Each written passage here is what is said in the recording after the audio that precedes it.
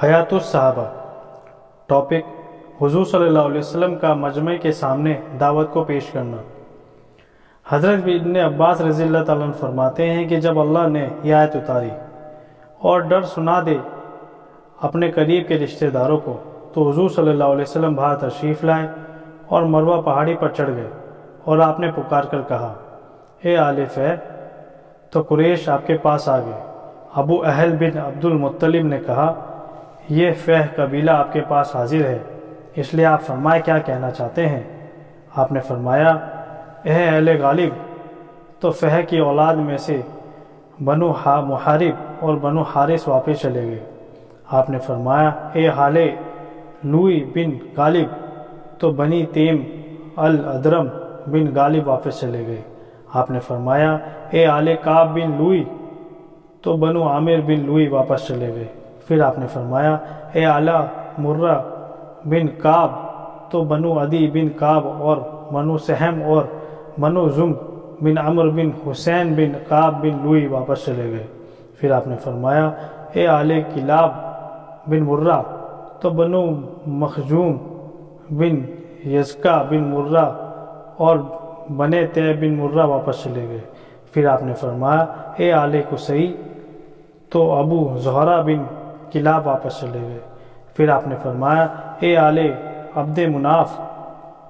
تو بنو عبد بن قصی اور بنو اسد بن عبد العزیٰ بن قصی اور بنو عبد بن قصی واپس چلے گئے۔ ابو لہب نے کہا: یہ ابو عبد مناف آپ کے پاس حاضر ہیں، آپ فرمائے کیا کہتے ہیں؟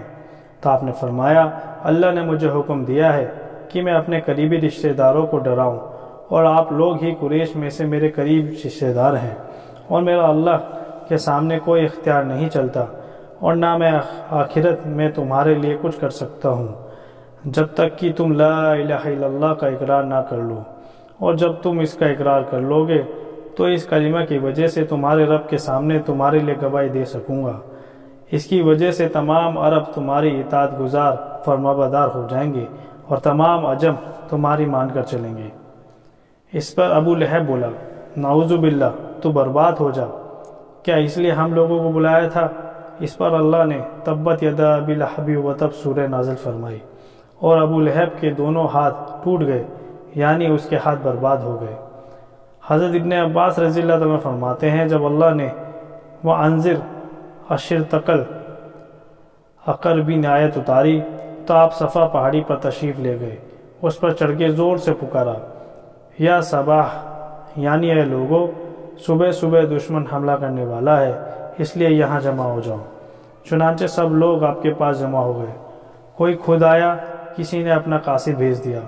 اس کے بعد آپ نے فرمایا: اے بنو عبد المطلب، اے بنو فہ، اے بنو کعب! ذرا یہ تو بتاؤ، اگر میں تمہیں یہ خبر دوں کہ اس پہاڑ کے دامن میں گھڑ سواروں کی ایک فوج ہے جو تم پر حملہ کرنا چاہتی ہے، کیا تم اسے سچا مان لو گے؟ سب نے کہا: جی ہاں۔ آپ نے فرمایا: میں تمہیں ایک سخت عذاب کے آنے سے پہلے ڈرانے والا ہوں۔ ابو لہب بولا: تو برباد ہو جا، ہمیں صرف اس لیے بلایا تھا، اور اللہ نے تبت یدا ابی لہب وتب سورہ اتاری۔